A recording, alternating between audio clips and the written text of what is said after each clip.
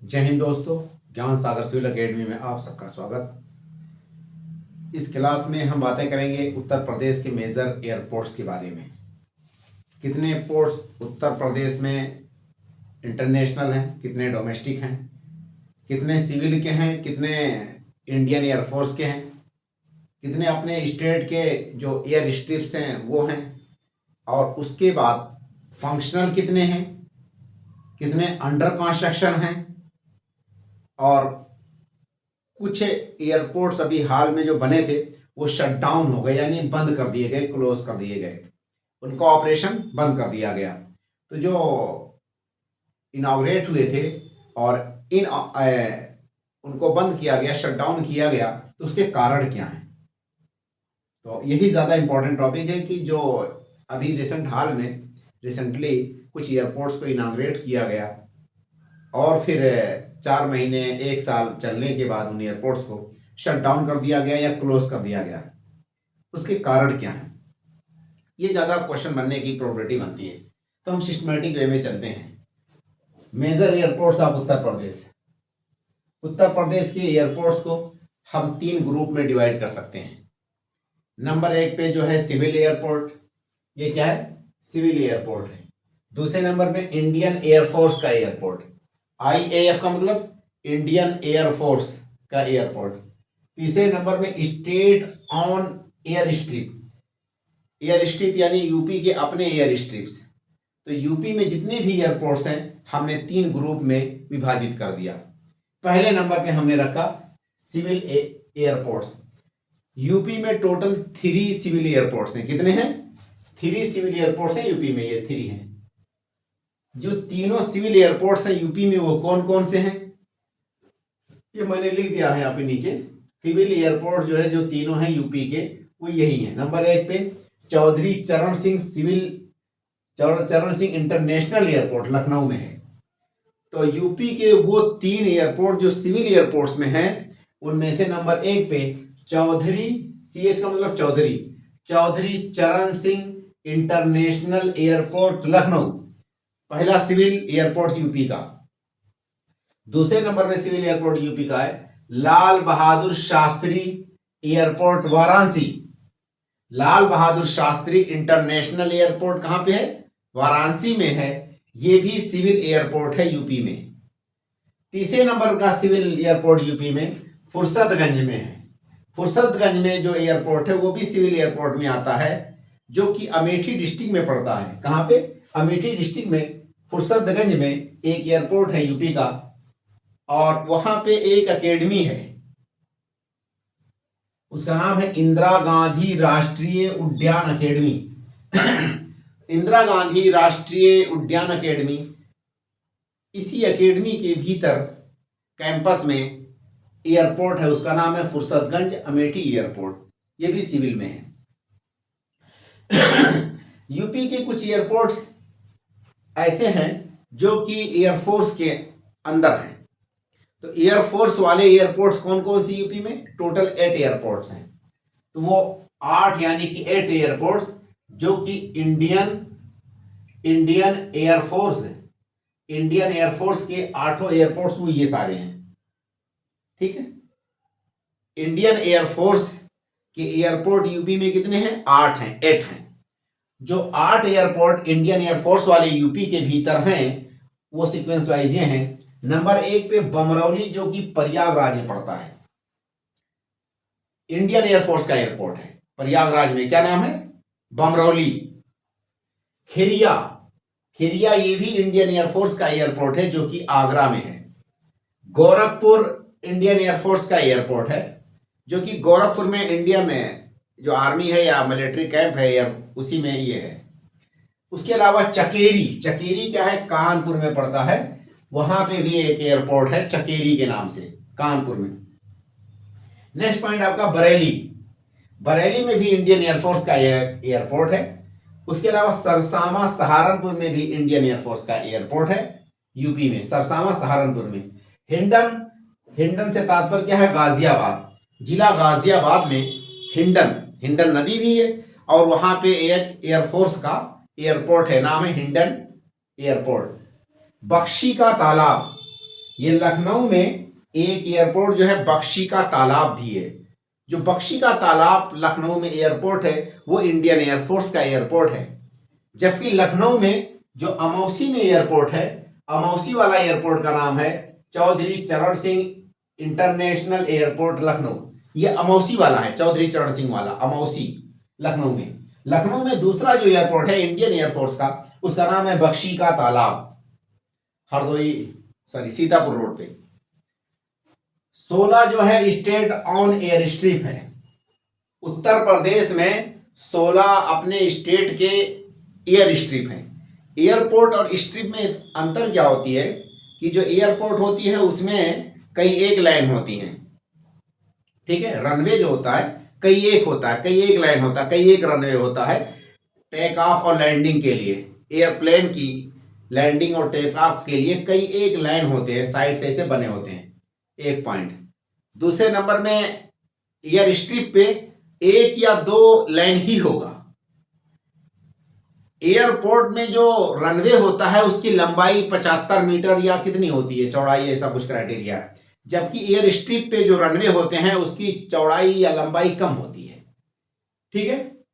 और जो इंस्ट्रूमेंट्स होते हैं इंडिकेटर्स वगैरह के लिए वो भी एडवांस नहीं होते हैं, तो उसको एयर स्ट्रिप कहते हैं।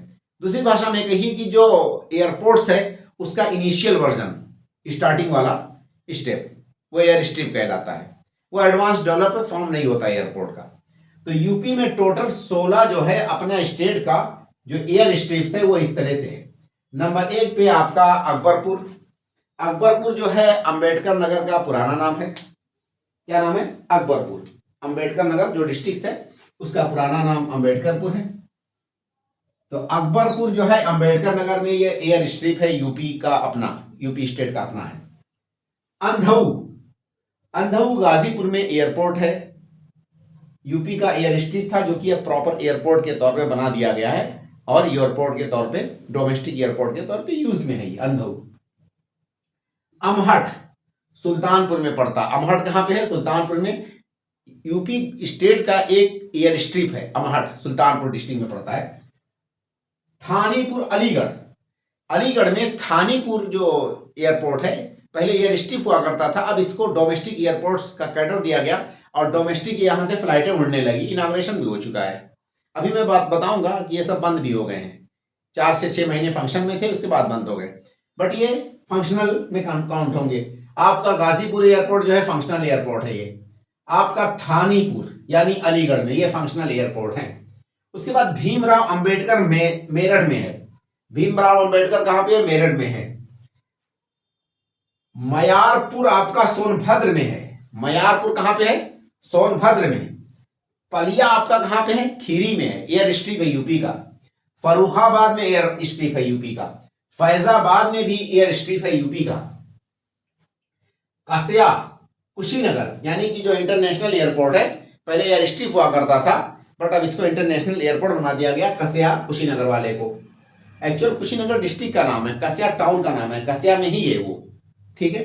नेक्स्ट आपका श्रावस्ती, ये डोमेस्टिक एयरपोर्ट है। मुरादाबाद डोमेस्टिक एयरपोर्ट है। सैफई, यहाँ पे सैफई आपका पड़ेगा इटावा में, ये रॉन्ग हो गया, इटावा में पड़ता सैफई है ना, इटावा में क्या पड़ता है? सैफई। यहाँ पे एयर स्ट्रिप है। आजमगढ़, यहाँ पे एयर स्ट्रिप है।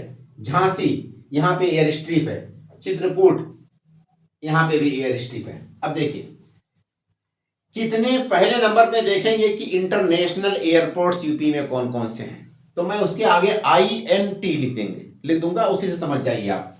देखिए इंटरनेशनल की अगर बात की जाए तो पहले नंबर में देखिए चौधरी चरण सिंह इंटरनेशनल एयरपोर्ट है लखनऊ में, ये क्या है?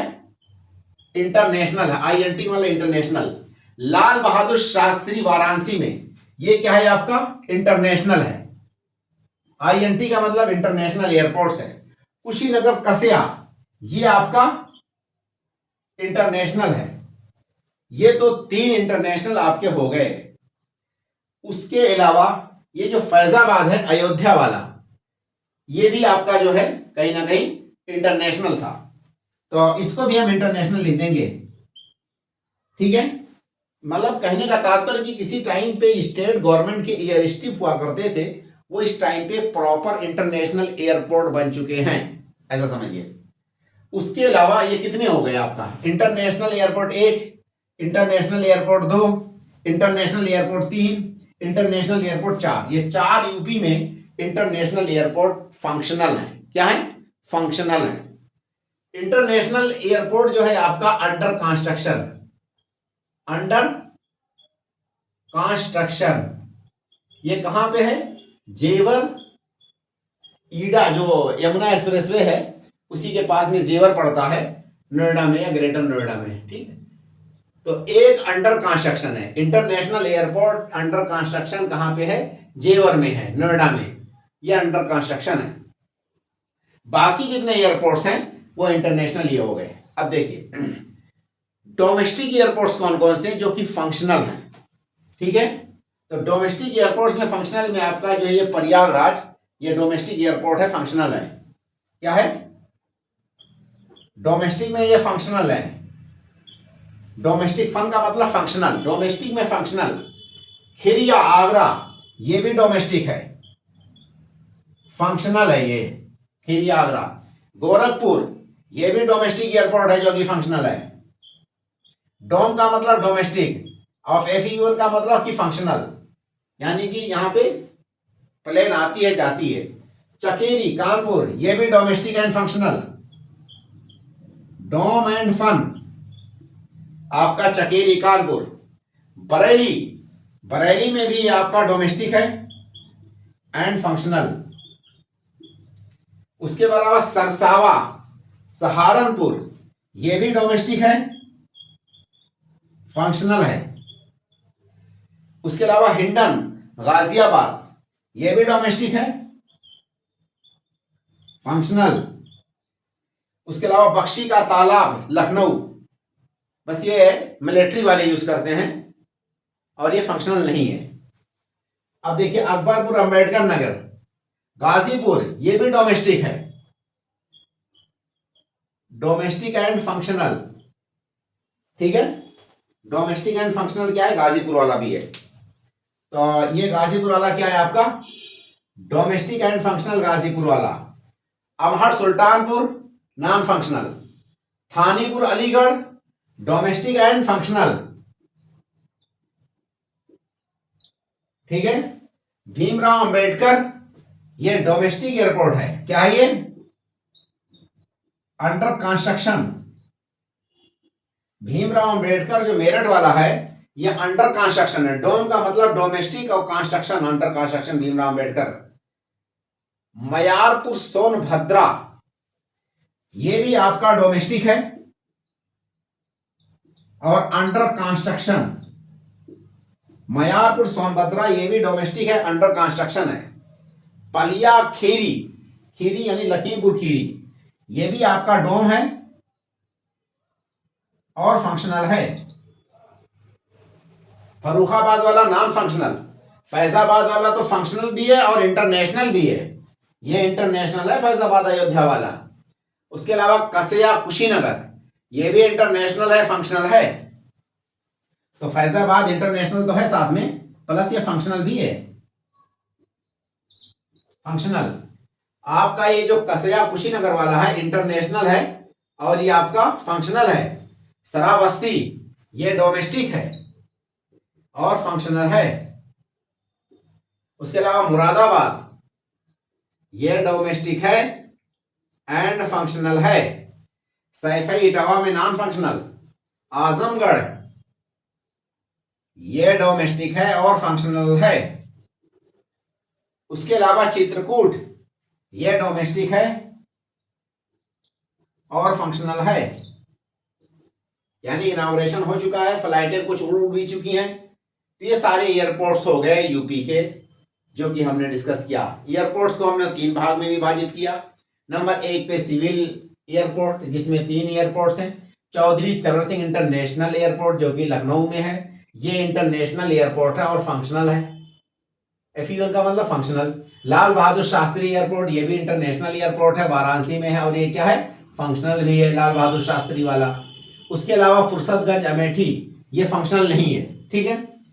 और बमरौली प्रयागराज में ये डोमेस्टिक है, फंक्शनल है। खेरिया आगरा में डोमेस्टिक है, फंक्शनल है। गोरखपुर में डोमेस्टिक, फंक्शनल है। चकेरी कानपुर में डोमेस्टिक एंड फंक्शनल। बरेली में domestic and functional. Sarsawa Saharanpur में domestic and functional. Hindon Ghaziabad domestic and functional. Bakshi ka Talab Lucknow में नॉन यूजेबल यानी कि नॉन फंक्शनल, क्योंकि मिलिट्री के अधीन ही अभी है। उसके अलावा अकबरपुर अंबेडकर नगर ये फंक्शनल नहीं है आपका। अंधऊ गाजीपुर डोमेस्टिक है और फंक्शनल है ये आपका। Amhat Sultanpur non functional. थानीपुर आपका अलीगढ़ में domestic and functional. Bhimrao Ambedkar Meerut वाला जो है domestic and under construction, Meerut वाला कंस्ट्रक्शन में है। मयारपुर या मयूरपुर करके जो भी है सोनभद्रा में पड़ेगा, डोमेस्टिक और अंडर कंस्ट्रक्शन है। सोनभद्रा वाला एयरपोर्ट अंडर कंस्ट्रक्शन है। उसके बाद पलिया खीरी ये डोमेस्टिक है और फंक्शनल है। पलिया खीरी जो नहीं है ये डोमेस्टिक है और अंडर कंस्ट्रक्शन है। क्या है? अंडर कंस्ट्रक्शन है, क्योंकि अभी तक एक बार यहां से फ्लाइट उड़ी थी दुधवा के लिए और उसमें केबिन क्रू थे और एक पैसेंजर था, तो ट्रायल के तौर पे उड़ी है, यानी कि ये फंक्शनल में नहीं काउंट होगा। दुधवा ये पलिया खीरी वाला दुधवा के लिए गई थी। खीरी बगल में लखीमपुर खीरी पड़ता, वहीं पे दुधवा पड़ता है, Dudhwa park national park. Farrukhabad वाला नॉन फंक्शनल है। फैजाबाद यानी अयोध्या ये इंटरनेशनल एयरपोर्ट्स है। महर्षि वाल्मीकि इंटरनेशनल एयरपोर्ट इसका नाम ही है, ये फंक्शनल है फैजाबाद वाला, अयोध्या वाला। कसया कुशीनगर में ये आपका इंटरनेशनल है, फंक्शनल है। शरावस्ती ये डोमेस्टिक है, फंक्शनल है। मुरादाबाद में डोमेस्टिक है एंड फंक्शनल है। सैफई इटावा में ये अभी फंक्शनल नहीं है। आजमगढ़ में डोमेस्टिक है एंड फंक्शनल है। झांसी में अभी एयरपोर्ट्स नहीं बने, ये ध्यान दीजिए, झांसी में एयरपोर्ट्स नहीं बने, एयर स्ट्रिप ही है अभी। चित्रकूट डोमेस्टिक एंड फंक्शनल है। इतने सारे एयरपोर्ट्स यूपी में जो कि या तो फंक्शनल हैं या अंडर कंस्ट्रक्शन हैं। अब हम आगे चलते हैं इसी से रिलेटेड, और हमारा अगला टॉपिक जो हो जाएगा वो ये है कि ऑपरेशनल एयरपोर्ट्स इन उत्तर प्रदेश। ठीक है, ये हमने एक डिज़ाइन बना करके रख दी ताकि आप लोगों को समझने में आसानी हो। तो अब इसी कड़ी में मेजर एयरपोर्ट्स को हम दूसरी तरह से स्टडी करेंगे कि वो एयरपोर्ट्स जो कि ऑपरेशनल हैं, वो एयरपोर्ट्स जो कि आपका अंडर कंस्ट्रक्शन है, वो एयरपोर्ट्स जो कि शटडाउन हो गए, बंद हो गए। ठीक है, अब हम दूसरी तरह से पढ़ेंगे उसी चीज़ को। तो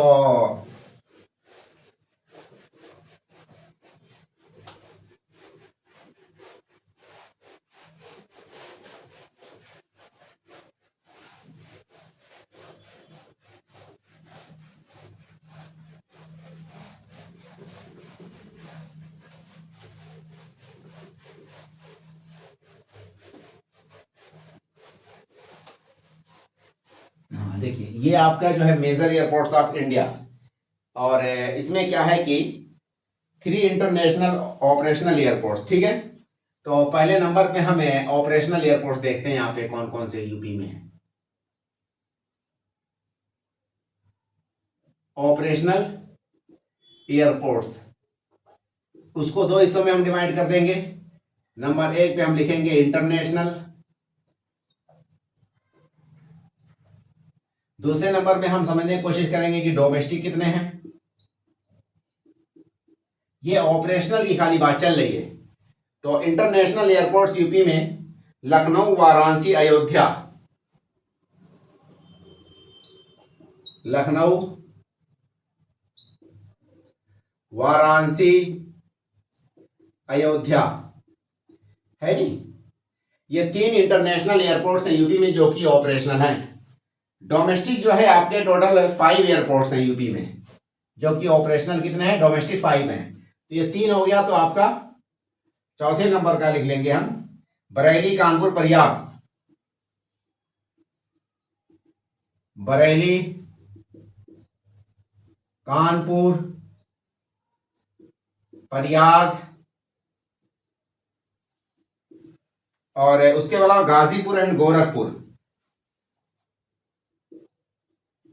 गाजीपुर एंड गोरखपुर। कहने का तात्पर्य कि डोमेस्टिक 5 है और इंटरनेशनल कितने हैं, 3 हैं। 3 इंटरनेशनल और डोमेस्टिक मिला करके टोटल ऑपरेशनल एयरपोर्ट कितने हो जाएंगे यूपी में, 8 ऑपरेशनल एयरपोर्ट यूपी के पास हैं एट ए टाइम। ये हो गया आपका एक कैटेगरी। ये जो है, ये मैंने बताई आपको, ये सारे के सारे with regular flights. Regular flights, flight regular का मतलब है कि डेली फ्लाइट आती जाती है ये सारे में, बरेली, कानपुर, प्रयाग और गाजीपुर, गोरखपुर, ठीक है। अच्छा, उसके अलावा 8 ऑपरेशनल एयरपोर्ट हो गए। 7 एयरपोर्ट्स यूपी के पास ऐसे हैं, 7 एयरपोर्ट्स, ठीक है, जो कि अभी इनॉग्रेट हुए थे और वो बंद हो गए, ठीक है।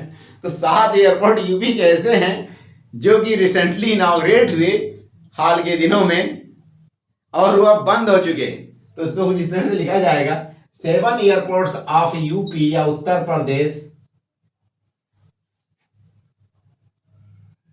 हैज बीन रिसेंटली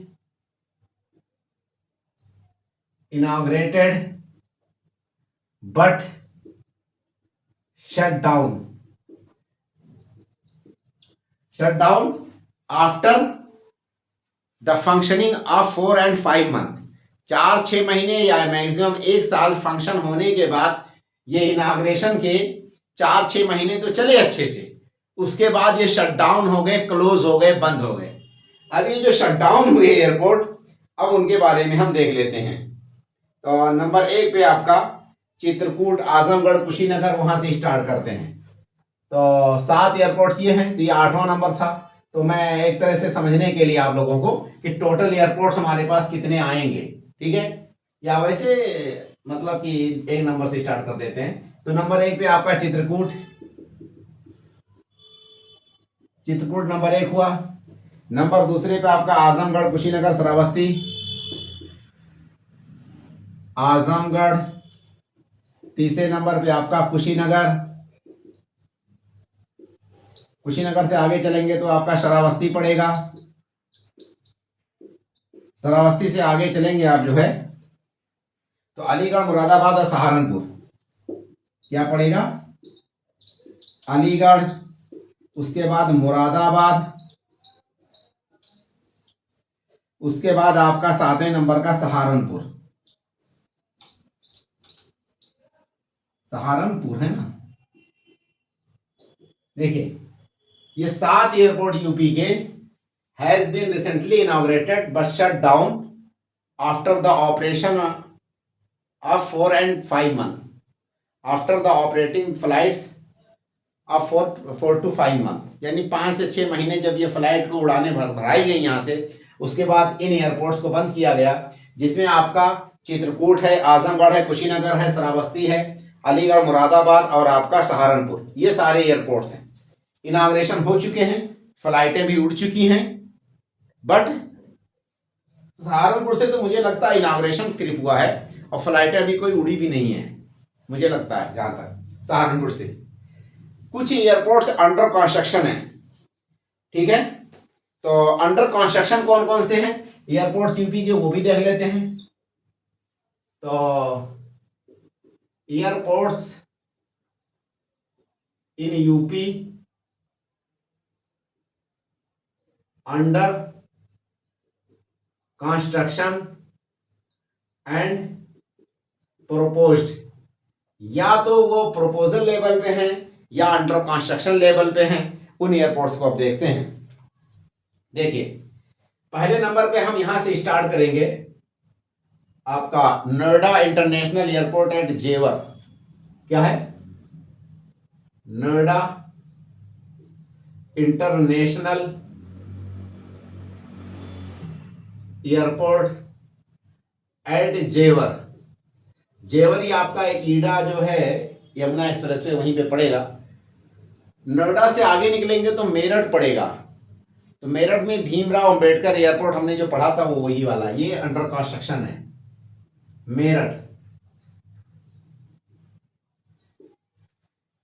के बाद आप आगे चलेंगे तो फिर बुंदेलखंड में चले जाइए, वहां पे 2 एयरपोर्ट बन रहे हैं।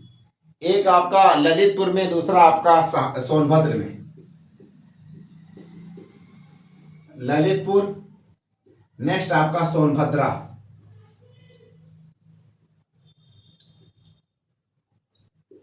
ठीक, उसके बाद नेक्स्ट आपका लखीमपुर खीरी।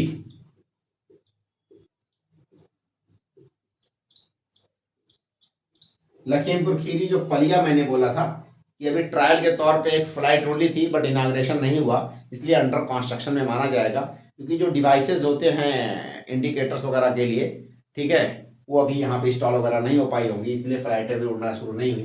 तो नोएडा हो गया आपका, मेरठ ललितपुर सोनभद्रा, मेरठ ललितपुर सोनभद्रा, और उसके बाद लखीमपुर खीरी। ये 5 एयरपोर्ट जो नहीं है आपके, कितने हैं, अंडर कंस्ट्रक्शन है, 5 है। ये आपके 5 एयरपोर्ट्स हो गए जो कि अंडर कंस्ट्रक्शन है। 7 एयरपोर्ट वो शट डाउन हो गए, क्या है, बंद हो गए 7 एयरपोर्ट्स आपके। 5 जो है डोमेस्टिक एयरपोर्ट जो है आपके ऑपरेशनल हैं, ये 5 और ये 3, ठीक है, 1 2 3 4 5, ये 5 जो है डोमेस्टिक ऑपरेशनल है, 3 इंटरनेशनल ऑपरेशनल है। इन दोनों को मिलाकर के 8 जो है आपका ऑपरेशनल एयरपोर्ट यूपी में है। इन 8 एयरपोर्ट से रेगुलर फ्लाइटें उड़ रही हैं, किससे, इन 8 एयरपोर्ट से आपकी रेगुलर फ्लाइटें उड़ती हैं यूपी में।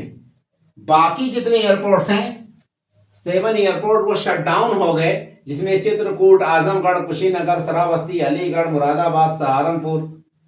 कुछ एयरपोर्ट अंडर कंस्ट्रक्शन है, जिसमें नोएडा इंटरनेशनल एयरपोर्ट जेवर में, मेरठ वाला एयरपोर्ट यानी भीमराव अंबेडकर, उसके बाद ललितपुर में एक एयरपोर्ट बन रहा है, उसके बाद सोनभद्रा में बन रहा है, और लखीमपुर खीरी में एयरपोर्ट बन रहा है, ठीक है। और अब देखिए, इन एयरपोर्ट्स के बारे में जानना उतना ज़रूरी नहीं है जो कि अभी अंडर कंस्ट्रक्शन है, बट जो फेल हो गए यानी ये वाले जो एयरपोर्ट्स है, इसके बारे में देख लें, जो ये शटडाउन के काजेस क्या हैं। तो जो 7 एयरपोर्ट्स अभी हाल में शटडाउन हुए, उनके कारण क्या हैं, ये जानना बहुत ज़्यादा महत्व पड़ जाता है, यानी बहुत इंपॉर्टेंट है ये टॉपिक, ठीक है।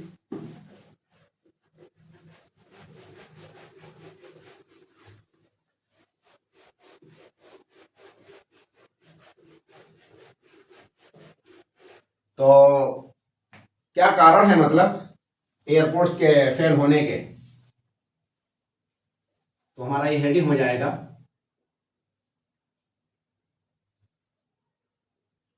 Recently 7 airports of Uttar Pradesh has been या has shut down.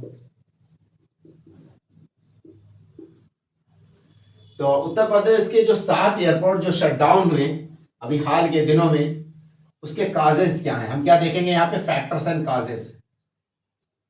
What are the major factor behind the failure of this 7 airports. ये 7 एयरपोर्ट्स के फेल्यूर होने के कारण क्या क्या हैं। अब देखिए सीक्वेंस वाइज हम सिस्टमेटिक देखिए इनको, मतलब कि एक उसमें समझने की कोशिश करेंगे कि ये जो आपका चित्रकूट, आजमगढ़, ठीक है, देखिए चित्रकूट, इसको ऐसे समझिए, ये चित्रकूट हो गया, आजमगढ़ हो गया, श्रावस्ती हो गया, अलीगढ़ हो गया, मुरादाबाद, ये कितने एयरपोर्ट हो गए, ये 5 एयरपोर्ट है नहीं, चित्रकूट, आजमगढ़, कुशीनगर। इसको 10 मार्च 2024 को मोदी जी ने इनॉग्रेट किया था।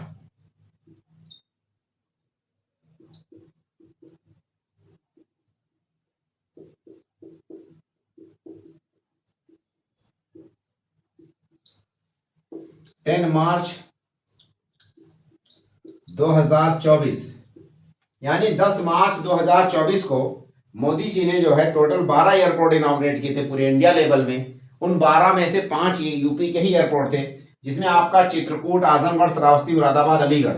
चित्रकूट, आजमगढ़, श्रावस्ती, मुरादाबाद, अलीगढ़, ये 5 एयरपोर्ट मोदी जी ने कब इनॉग्रेट किया था, 10 मार्च को इनॉग्रेट किया था, बट ज्यादा दिन तक ये चल नहीं पाए और बंद हो गए। जो कुशीनगर का एयरपोर्ट है ये वाला, ये 2021 में इनॉग्रेशन हुआ था, यानी कि यूपी की जो असेंबली इलेक्शन है, क्या है, यूपी असेंबली इलेक्शन कब हुआ था? 2022 में हुआ था। तो यूपी के असेंबली का इलेक्शन जो 2022 में हुआ था, उससे पहले 2021 में इंड में कुशीनगर का एयरपोर्ट इनॉग्रेट किया गया था। ये जो पांचों बंद हुए अभी, ये वाले जो मैंने बताए, 1 2, ये चौथा, ये पांचवा, ये छठा, ये 5 जो उधर वाले हैं, इन पांचों को मोदी जी ने इनॉग्रेट किया था कब? 10 मार्च 2024 को। एक ये भी सहारनपुर का जो बच रहा है, इसका इनॉग्रेशन हुआ था आपका अभी अक्टूबर 2024 में। अक्टूबर 2024 के एंड में सहारनपुर वाले का इनॉग्रेशन हुआ। बाकी कुशीनगर का 2021 में हो गया था, यानी यूपी का जो चुनाव हुआ था, यूपी स्टेट असेंबली वाला, उससे 4-6 महीने पहले 22 में चुनाव हुआ था, तो 21 में इनॉग्रेशन हुआ था। 2024 में, यानी कि जो जनरल इलेक्शन हुआ इस बार का 24 वाला, ठीक है, लोकसभा की, तो लोकसभा की जो जनरल चुनाव हुआ, जनरल इलेक्शन हुआ, उससे कुछ दिनों पहले ये पांचों का इनॉग्रेशन हुआ था। तो ये सारे के सारे सातों एयरपोर्ट धराशाही गिर गए, फेल हो गए। उसके कारण क्या है, उन कारणों को हम जानने की कोशिश करेंगे। तो recently 7 airports of Uttar Pradesh has been shut down, ठीक है। What are the major factor behind that, ठीक। तो इसको सिस्टमैटिक बात करेंगे। पहले नंबर में कि प्रॉक्सिमिटी है, एक बहुत बड़ा फैक्टर है प्रॉक्सिमिटी।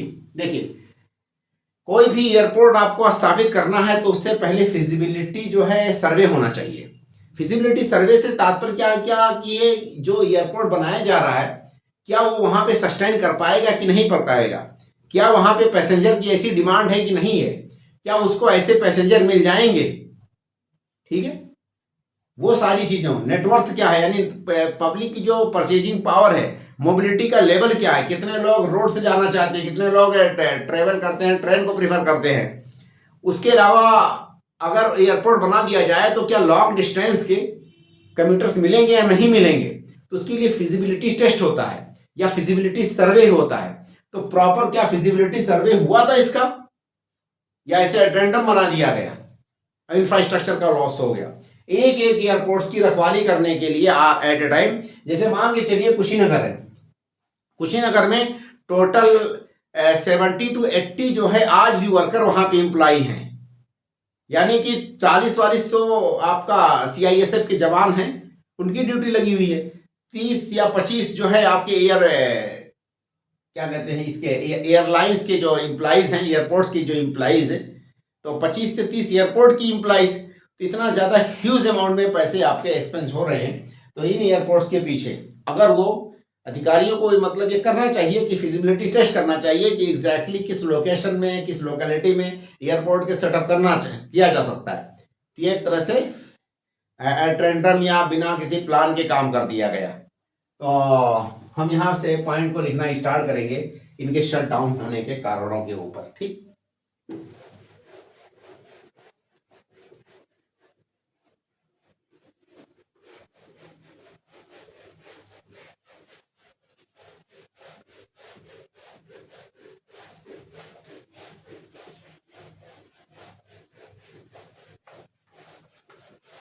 देखिए, काजेस क्या है, नंबर 1 पे फिजिबिलिटी सर्वे, ठीक है।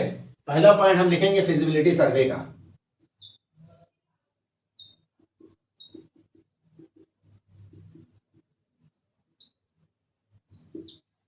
यह हैंडल हुआ कि नहीं हुआ, ठीक है।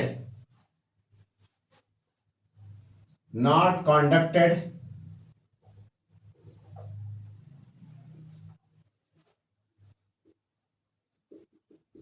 with consideration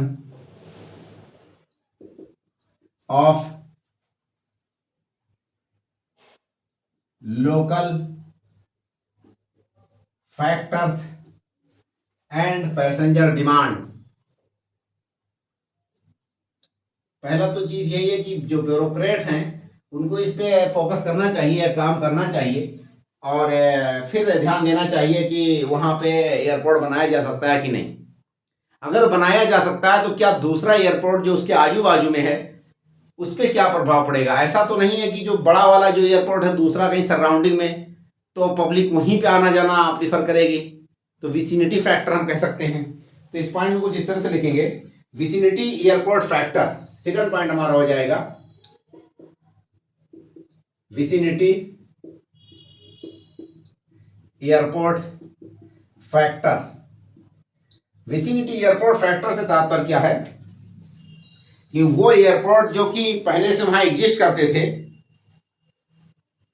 उसके कारण जो नए एयरपोर्ट बनाए गए वो सारे के सारे धराशाही गिर गए। ठीक है, तो इस पॉइंट को कुछ इस तरह से लिखा जाएगा,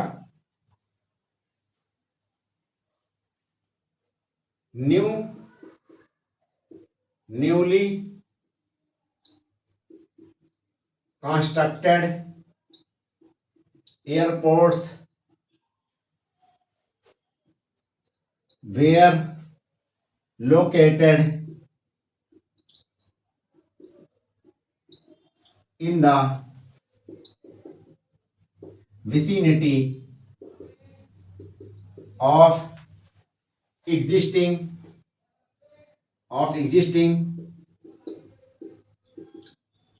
larger airport या bigger airport,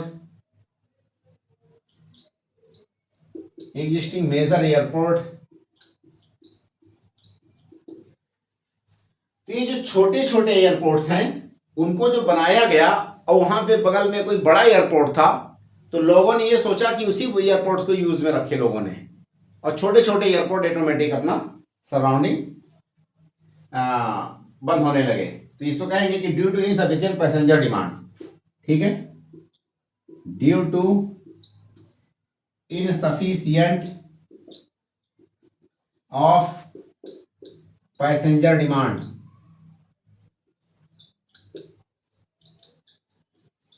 due to insufficient of passenger demand. ठीक है, in newly inaugurated airports, in newly inaugurated airports.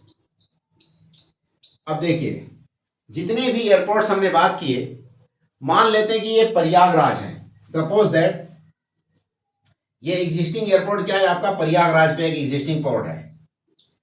तो प्रयागराज से आपका चित्रकूट का जो एयरपोर्ट बना, क्या चित्रकूट का जो एयरपोर्ट बना, उन दोनों की दूरी कितनी है, मात्र 101 किलोमीटर। डिस्टेंस इन दोनों की मात्र जो है आपका 101 किलोमीटर पड़ेगा। इसीलिए उसके पास में था, इसलिए ये फ्लॉप हो गया। आपका जो कुशीनगर एयरपोर्ट है,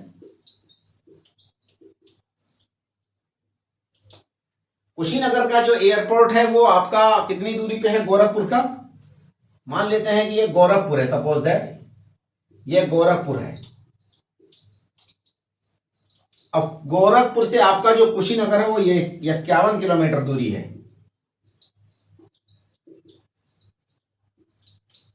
कितने किलोमीटर दूरी है, 51 किलोमीटर की दूरी थी, इसलिए कुशीनगर का एयरपोर्ट फ्लॉप हो गया, क्योंकि गोरखपुर उससे अच्छी सुविधा बगल में दे रहा है। आपका ले लेते हैं गोरखपुर एयरपोर्ट है, उसके बगल में आजमगढ़ एयरपोर्ट बना दिया गया। आजमगढ़ का एयरपोर्ट आपका 116 किलोमीटर की दूरी पे है गोरखपुर से, इसलिए फ्लॉप हो गया। और उधर वाराणसी बगल में पड़ेगा, वो 100 किलोमीटर ही दूरी पे है आजमगढ़ के। ठीक है, तो इसलिए आजमगढ़ का एयरपोर्ट सक्सेस नहीं हो पाया।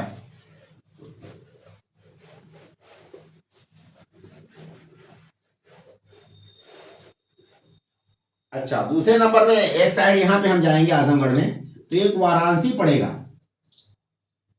एक साइड में तो गोरखपुर है और एक साइड में वाराणसी। वाराणसी ये मात्र 100 किलोमीटर की दूरी पे है इससे। उसके अलावा श्रावस्ती, क्या है श्रावस्ती, यानी कि श्रावस्ती की जो लखनऊ की दूरी है वो 175 की कितना किलोमीटर है, 170 किलोमीटर है, इसलिए ये फ्लॉप हो गया। श्रावस्ती की जो अयोध्या की दूरी है वो 110 की कितना किलोमीटर है, 110 किलोमीटर है, इसलिए ये फ्लॉप हो गया। उसके अलावा अलीगढ़ और आगरा, मान लेते हैं कि अलीगढ़ का एयरपोर्ट है, तो अलीगढ़ की जो का एयरपोर्ट है वो आगरा से कितनी दूरी है, 90 किलोमीटर या 80 किलोमीटर की दूरी पे है। मुरादाबाद, ये आपका गाजियाबाद और नोएडा से मात्र 200 किलोमीटर के रेंज में है। कहां से? गाजियाबाद एंड नोएडा। और अभी नोएडा बन नहीं पाया, लेकिन बन जाता तो भी उस पर इंपैक्ट डालता। 200 किलोमीटर की दूरी पे है, इसलिए ये सारे के सारे एयरपोर्ट्स फ्लॉप हो गए। ठीक है, मतलब कि ये पहला पॉइंट हो गया विसिनिटी फैक्टर्स। ठीक, उसी कड़ी में हमारा जो दूसरा फैक्टर हो जाएगा कि जो रीजनल एयरपोर्ट्स बनाए गए, लोकल एयरपोर्ट्स, वहां के जो ट्रेवलर्स हैं, जो पैसेंजर हैं, वो एयरवेज से चलने के लिए उतना ज्यादा फैमिलियर नहीं है, उससे उतना ज्यादा वो उनकी जानकारी नहीं है, ना इंटरेस्ट है, तो उसको कहेंगे अकस्टम्ड, यानी उससे ज्यादा वो रिलेवेंट नहीं कर पा रहे हैं अपने आप को, उस पर भरोसा करते हैं सेफ्टी सिक्योरिटी मेजर को लेकर के, या उस कल्चर को समझते नहीं, कल्चर्ड नहीं हो पाए, अकस्टम्ड नहीं हो पाए, यानी उस चीज को समझ नहीं पा रहे हैं कि क्या वो ज्यादा आसान तरीका है और ज्यादा बेटर तरीका है। तो ये बात किसका है? ऑफिशियल्स का कहना है, यानी गवर्नमेंट के जो अधिकारी हैं एयरपोर्ट्स पे, उनका ये कहना है कि इन एयरपोर्ट्स के फ्लॉप होने का कारण क्या है कि जो लोकल पैसेंजर हैं वो एयर ट्रैवल से अकस्टम्ड नहीं है, एयर ट्रैवल से बहुत ज़्यादा फैमिलियर नहीं है, उस पर उनको भरोसा नहीं है, उससे उनको ओरिएंटेशन नहीं है। ठीक है, तो एक पॉइंट ये भी हो सकता है यहाँ पे, अकॉर्डिंग टू एयरपोर्ट ऑफिशियल्स, मतलब कि जो लोकल पैसेंजर्स हैं, local passengers are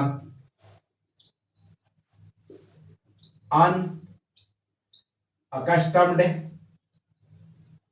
with air travel, मतलब उससे फैमिलियर नहीं है विद एयर ट्रैवल,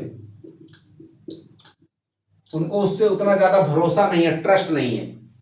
ठीक है, ये तो दूसरा फैक्टर हो गया ऑफिशियल्स के मतलब की पॉइंट ऑफ व्यू से। और दूसरी पॉइंट एक बात ये भी है कि देखिए गांव देहात का आदमी, ठीक है, उसके लिए हर चीज झटपट होना चाहिए भाई। झटपट का मतलब यही हुआ कि एयरपोर्ट पे एंट्री की, एयर फ्लाइट के उड़ने से पहले 2 घंटा आपको वहां पे पहले पहुंचना पड़ेगा एंट्री के लिए, और जब आप एग्जिट करते हैं तो आपका 1 घंटा किल होता है। तो उस समस्या को एक तरह से वो उनके लिए चुनौती है।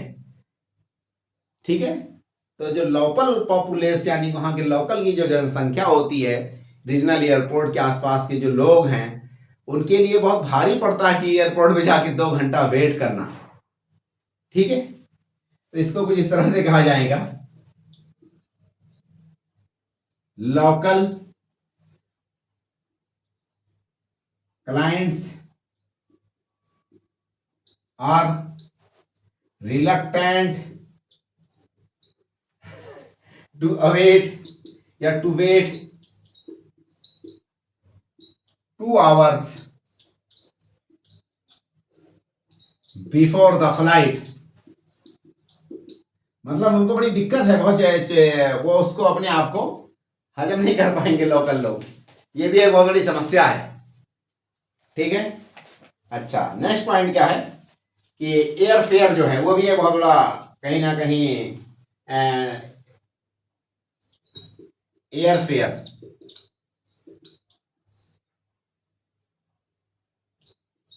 मतलब कि जो एयरलाइंस या एरोप्लेन का जो टिकट का किराया है वो बहुत महंगा पड़ता है उन लोगों के लिए जो रोड से और बस से चलने के आदी हैं। ठीक है, तो एयर फेयर भी बहुत बड़ा फैक्टर्स है, और एक तरह से वो कॉस्टली पड़ता है रोड के मुकाबले में, रेलवे के मुकाबले में।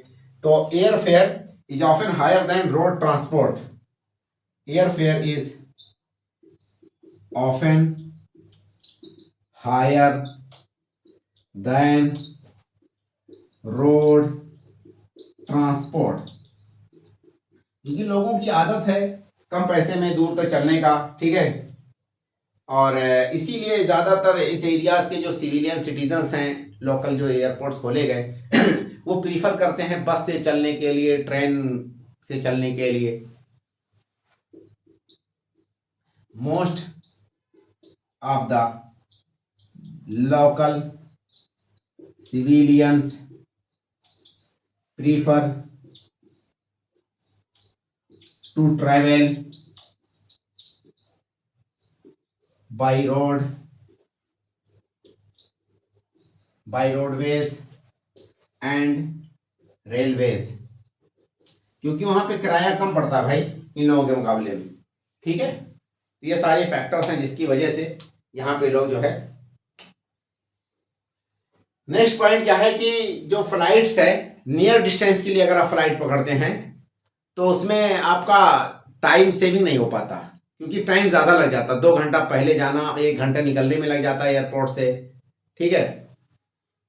तो हमारा नेक्स्ट पॉइंट हो जाएगा 4 नंबर का कि जो लोकल एयरपोर्ट्स बनाए गए थे मेनली वो रीजनल एरियाज के लिए, तो वहाँ पे टाइम भी एक बहुत बड़ा इशू है, ठीक है। Also time saved by air travel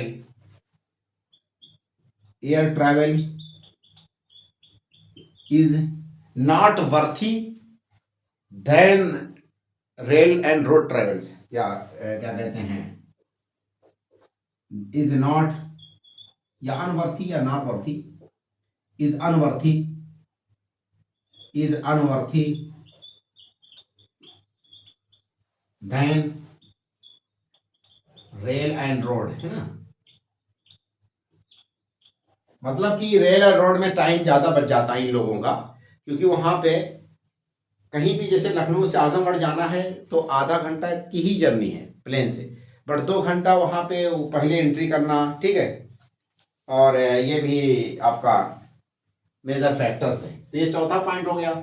5वां पॉइंट जो हमारा है वो ये है कि लोअर पैसेंजर डिमांड, ठीक है। लोअर पैसेंजर डिमांड, ये आपका चौथा पॉइंट के बाद 5वां हो जाएगा lower passenger demand. Lower passenger demand का मतलब कि जो वहाँ के मिडिल ऑर्डर क्लास है उसके पास अफोर्डेबिलिटी नहीं है, ठीक है। तो वो उसको बियर नहीं कर सकता इस कॉस्ट को, जो एयर ट्रैवल कॉस्ट है। तो उसको कुछ इस तरह से आप लिख सकते हैं यहाँ पे कि लोअर पैसेंजर डिमांड का मतलब most of the middle class from locality can't afford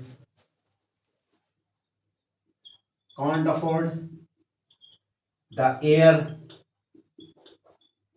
travel cost, या एयर फेयर जो भी कह लीजिए, एयर फेयर कह लीजिए या ट्रैवल कॉस्ट कह लीजिए, ये भी एक बहुत बड़ा मतलब कि, ठीक है। और नेक्स्ट पॉइंट क्या है, ऑपरेशनल चैलेंजेस। ऑपरेशनल चैलेंजेस से मतलब क्या हुआ कि ज़्यादातर जितने भी आपकी चलाई गई थी ये एयरपोर्ट चलाए, मतलब कि एयरलाइन चलाई गई थी, जो भी एयरलाइन या एरोप्लेन चलाई गई वो सारे के सारे लखनऊ के लिए चलाई गई थी मेनली, ठीक है। तो 6 पॉइंट हो जाएगा आपका ऑपरेशनल फैक्टर।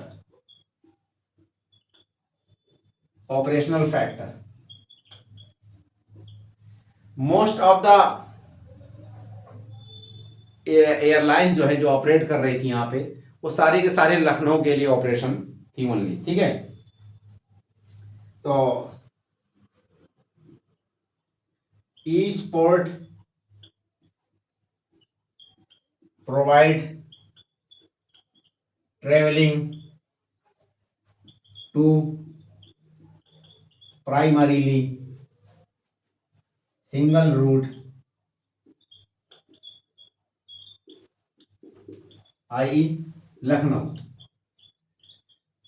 लखनऊ के लिए ही सारे के सारे ट्रेवल चलाई गई थी और बाकी जगहों के लिए नहीं चलाई गई।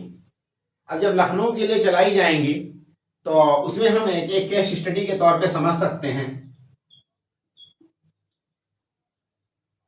देखिए, मान के चलिए कि आजमगढ़ टू लखनऊ किसी को जाना है। सपोज दैट हमारा पहला केस स्टडी हो जाएगा आजमगढ़ टू लखनऊ। ये आपका जो डिस्टेंस है यहाँ का, हार्डली ये डिस्टेंस आपका पड़ा था 150 या ऐसे समथिंग डिस्टेंस है। तो इसकी जो जर्नी है अप्रोक्सीमेटली, तो टाइमिंग जो है कितना है यहाँ का, travel time by rail and bus, ये कितना लगेगा घंटा आपका, 2 to 3 आवर्स सपोज दैट। और रेल टू जो ये फेयर जो नहीं है आपका, fare by railway and buses, ये भी हार्डली अंडर 500 कह सकते हैं हम इसको, अंडर 500 रुपीज। 500 से कम लगेगा अगर आप यहां से उससे जाते हैं। दूसरे पॉइंट पे अगर आप जो लखनऊ, आजमगढ़ से लखनऊ जाना है, तो ये जो बसें चलाई गई, मतलब एयरलाइंस चलाई गई थी, उसका फेयर क्या था। एयरलाइन का जो फेयर था, पहले फेयर देखते हैं। ये 1300 से लेकर के 1500 रुपये चार्ज कर रहे थे भाई साहब लोग। 1300 रुपये से लेकर के 1500 रुपये तक चार्ज करते थे, इसीलिए लोग जाना बंद कर दिए। दूसरे नंबर में टाइमिंग, टाइमिंग जो है लमसम जो है यहाँ पे मोर देन 3 आवर्स हैं। कितने हैं, मोर देन 3 आवर्स, 3 आवर्स, इसीलिए लोग यहां से चलना बंद कर दिए। ठीक है, लोगों ने यही सोचा कि नहीं हमारे लिए ट्रेन और बस ही सही है। अब हम ले लेते हैं इसको श्रावस्ती को केस स्टडी के तौर पे।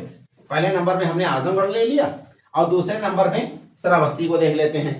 तो ये सेकंड पॉइंट हमारा केस स्टडी का क्या हो जाएगा, श्रावस्ती। श्रावस्ती की अगर बात की जाए तो विसिनिटी में इसके 2 एयरपोर्ट्स हैं। ठीक है, 2 airports are located in vicinity. Vicinity का मतलब आसपास में। श्रावस्ती के 2 एयरपोर्ट हैं। एक आपका लखनऊ है जो कि 170 किलोमीटर का है, डिस्टेंस है, और दूसरा आपका अयोध्या का जो एयरपोर्ट है,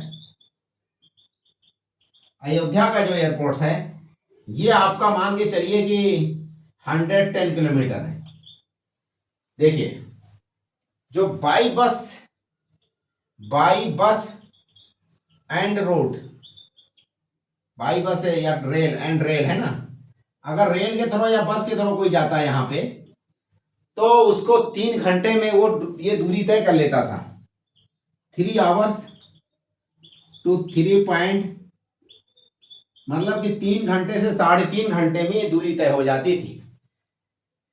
जबकि इसके थ्रू जाएंगे तो आपका 2 घंटा एंट्री में, 1 घंटा एग्जिट में, आधे घंटे को मान लो तो 4 घंटे लग जाएंगे। तो ये वायबल नहीं है। क्यों? क्योंकि बाई एयर अगर जाता है ये बंदा यहाँ पे, बाई एयर जाएगा तो उसका अप्रोक्सीमेट मान के चलो 3 to 4 आवर्स लगेगा श्रावस्ती वाले को लखनऊ जाने में। और एक जगह के लिए खाली फ्लाइट चलाई गई थी, वो लखनऊ के लिए ही मात्र। तो एक तो रूट से सेलेक्टेड थे, सेलेक्टेड फ्लाइटें थी, ये सारे के कारण ऑपरेशनल में आ जाएगा। उसके बाद ऑपरेशनल में एक चीज और भी है कि वहां का जो कुशीनगर का जो एयरपोर्ट है, ये आपका इसी में तीसरा नंबर हो गया आपका case study number 1, case study number 2, और तीसरा नंबर जो केस स्टडी का है, क्या केस स्टडी का जो तीसरा नंबर है वो आपका कुशीनगर से रिलेटेड है।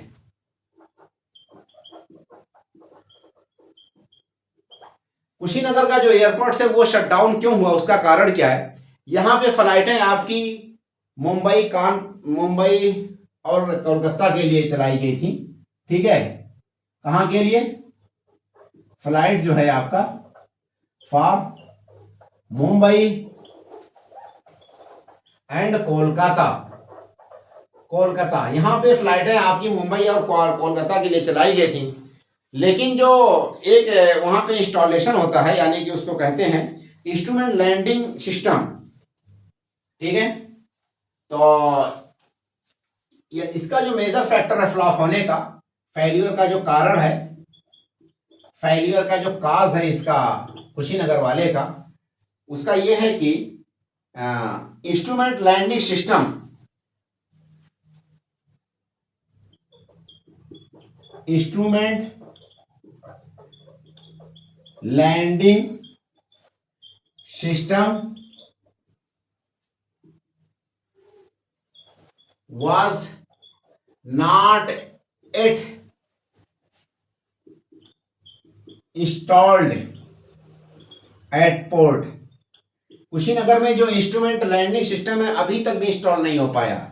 अब ये बला क्या है, ये रेडियो नेविगेशन के थ्रू जो है इंस्ट्रूमेंट क्या कहते हैं लैंडिंग सिस्टम जो है, रेडियो नेविगेशन एक तरह से है ये, जो कि वर्टिकल और हॉरिजॉन्टल गाइडेंस करता है पायलट्स को, ठीक है। अब हम जान लेते हैं इसके बारे में थोड़ा सा, ये इंपॉर्टेंट पॉइंट है बहुत ही ज्यादा, ठीक है। ये क्या कहते हैं इंस्ट्रूमेंट लैंडिंग सिस्टम, इसको ऐसे लिखा जाएगा इंस्ट्रूमेंट लैंडिंग सिस्टम। यह है आपका radio navigation system, is a radio navigation system that supports, ठीक है, both horizontal and vertical guidance to pilot for safe landing, which give both vertical and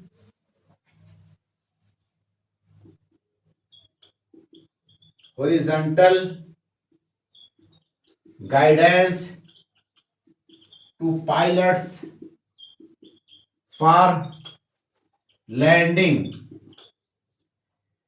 next point क्या है कि ये जो इंस्ट्रूमेंट है, इंस्ट्रूमेंट लैंडिंग सिस्टम है, ये अभी तक यहां पे इंस्टॉल नहीं हो पाया, ठीक है। और इसके कारण क्या है कि जो फ्लाइट्स होती हैं वो एक तरह से रात में भी विजुअल होता है इससे, क्योंकि ये रेडियो नेविगेशन सिस्टम है। तो ये भी एक बहुत इंपॉर्टेंट पॉइंट है। और मतलब इसका कहने का तात्पर्य यह है कि ILS helps in landing and take off in nights and days both. ILS के द्वारा जो है आप नाइट और डे दोनों में लैंडिंग या टेक ऑफ करा सकते हैं। अगर आपके यहाँ ILS इंस्टॉल नहीं हो पाया तो आपको फ्लाइटें ओनली और ओनली डे टाइम में ही, ठीक है। नेक्स्ट पॉइंट हो जाएगा the absence of night flight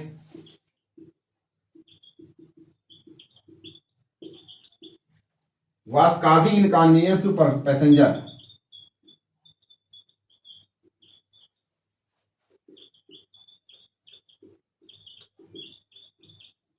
to passenger mainly जो इंटरनेशनल मतलब कि टूरिस्ट हैं उनके लिए, मेनली फॉरेन जो है आपका पैसेंजर, इसीलिए ये सक्सेस नहीं हो पाया। उसके अलावा यहाँ पे अच्छा ये सवाल ये है कि ये लैंड जो ILS जो है इंस्टॉल क्यों नहीं हो पाया, उसका कारण क्या है। उसका कारण ये है कि वहां पे 5 या 6 बिल्डिंग हाउसेज आ रही हैं और वो अभी हाई कोर्ट्स ने उसको ऑर्डर दिया है, ठीक है, ड्यू टू लीगल सब जूरिस इश्यूज। लीगल सब जूरिस इश्यूज का मतलब क्या है कि जैसे यहाँ पे इसी के रेंज में एयरपोर्ट्स के पास 5 या 6 बिल्डिंग थी, प्राइवेट लोगों की बिल्डिंग थी, हाउसेस थी, वो अभी वहां से डिमोलिश नहीं किया गया। तो कोर्ट्स ने अभी रिसेंटली ऑर्डर दिया है उनको डिमोलिश करने के लिए, ठीक है। तो हम एक पॉइंट लिख सकते हैं, recently Allahabad high court order to demolish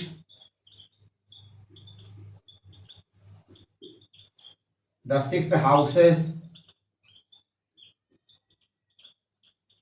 that create obstacle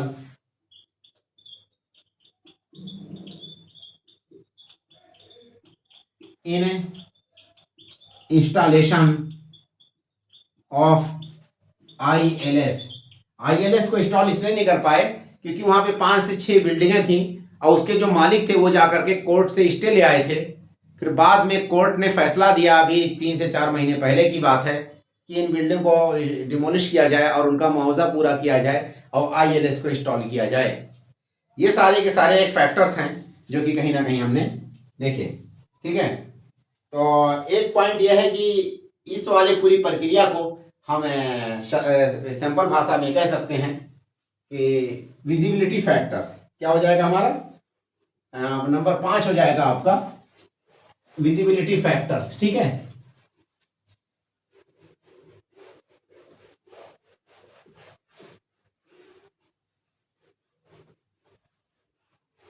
next point आपका हो जाएगा विजिबिलिटी फैक्टर्स।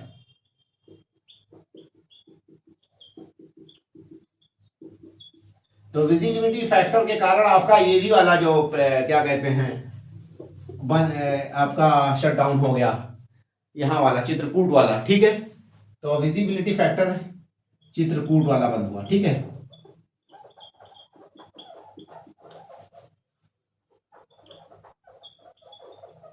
ये शट डाउन हुआ चित्रकूट वाला एयरपोर्ट क्योंकि विजिबिलिटी फैक्टर के कारण, क्योंकि इंस्ट्रूमेंट डिवाइसेस वगैरह प्रोवाइड नहीं किए गए जिस लेवल का होना चाहिए था, इसीलिए वो बंद हो गया। जबकि चित्रकूट वाले कंडीशन में हम देखेंगे क्या, while service express the positive demand by air passenger. मतलब कहने का तात्पर्य है कि जो एयर पैसेंजर हैं वो वहां पे हैं, उड़ान भरने वाले पैसेंजर मिल रहे हैं आने जाने वाले, लेकिन ये विजिबिलिटी फैक्टर के कारण आपका चित्रकूट वाला बंद कर दिया गया और विजिबिलिटी फैक्टर के कारण आपका ये वाला बंद है, क्या नाम है, कुशीनगर वाला।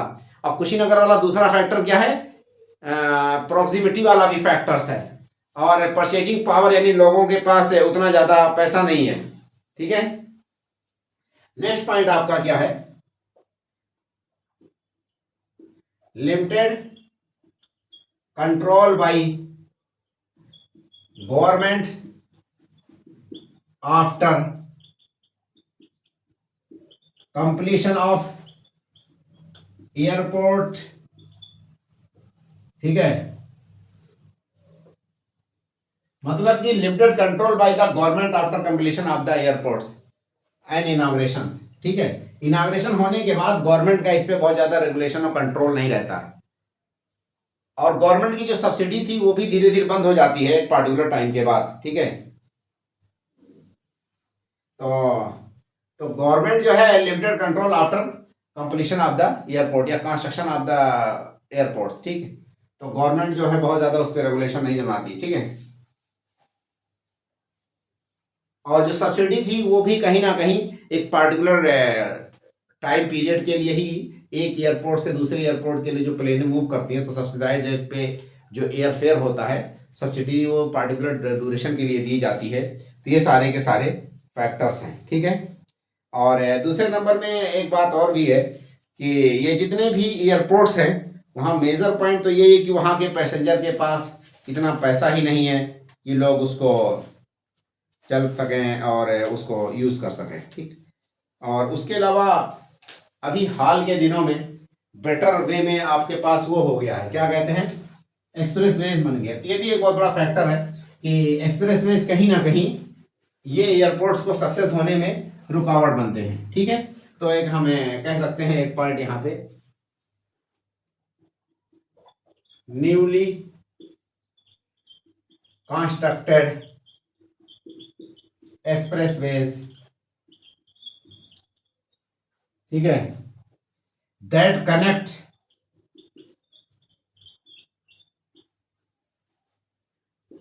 all major cities of UP. Therefore passenger demand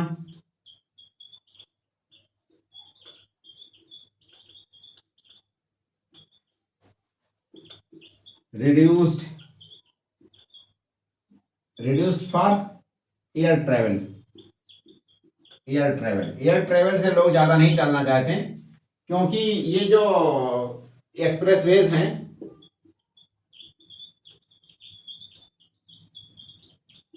are more convenient for passenger के लिए ये जो एक्सप्रेसवे है ज़्यादा कन्वीनियंट है, चाहे वो टाइम बचाने की बात आए, चाहे वो कॉस्टिंग यानी कि जो ट्रेवल कॉस्ट है वो भी, दोनों की बात की जाए तो expressways are more convenient for passengers in terms of time saving on travel and travel costing than airways. यानी पैसेंजर का कहीं ना कहीं पैसा ज़्यादा बचता है, टाइम भी ज़्यादा बचता है अगर वो चलते हैं इनसे क्या कहते हैं एक्सप्रेसवेज के द्वारा, और वो आसानी से बहुत कन्वीनियंस से और दूर स्टेप पे पहुंच जाते हैं, जिसके कारण ये सारे के सारे एयरपोर्ट्स बंद होते चले गए। अच्छा, उसके अलावा अगर इंडिविजुअल एयरपोर्ट्स की बात की जाए तो जैसे मान के चलिए कि आपका यहाँ पे चित्रकूट का जो एयरपोर्ट्स है, तो चित्रकूट का एयरपोर्ट जो है, इसका कारण क्या है कि देखिए एक तो सिंगल एयरलाइन चलाई गई ज़्यादातर के लिए, सेलेक्टेड यानी खाली लखनऊ के लिए सारी फ्लाइटें इसके लिए गई थी, ओनली लखनऊ के लिए। तो एक पॉइंट आपका ये हो जाएगा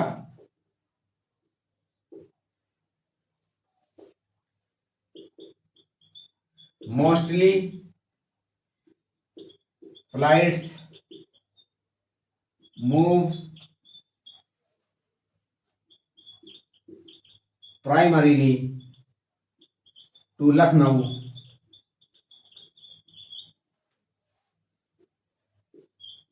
but not extended network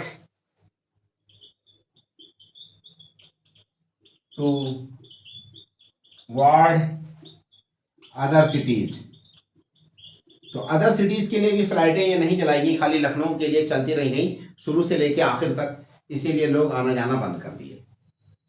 ठीक है, अगर हम उनके एयरलाइंस के जो मालिक हैं उनके पॉइंट ऑफ व्यू से बात करें तो उनका तो डायरेक्टली कहना है कि जितने भी एयरपोर्ट्स हैं उसमें हमारी प्रॉफिट्स नहीं आती, यानी कि पैसेंजर का डिमांड नहीं है, हमारी लागत या प्रॉफिट नहीं निकल रही है, इसलिए वो ऑपरेशन को बंद कर दिए हैं। ठीक है, और यहीं पे अब हम विराम देते हैं, और मुझे लगता है कि अगर इससे क्वेश्चन पूछेगा तो वो आप लोगों के लिए बहुत ही फ्रूटफुल होगा और आप आसानी से लिख सकेंगे। और कोई भी क्वेश्चन, कोई भी समस्या आप लोगों को अगर इससे संबंधित हो तो हमें डायरेक्टली कमेंट बॉक्स में बताएं, और यहीं पे विराम देते हैं। ओके भाई, ऑल दी बेस्ट।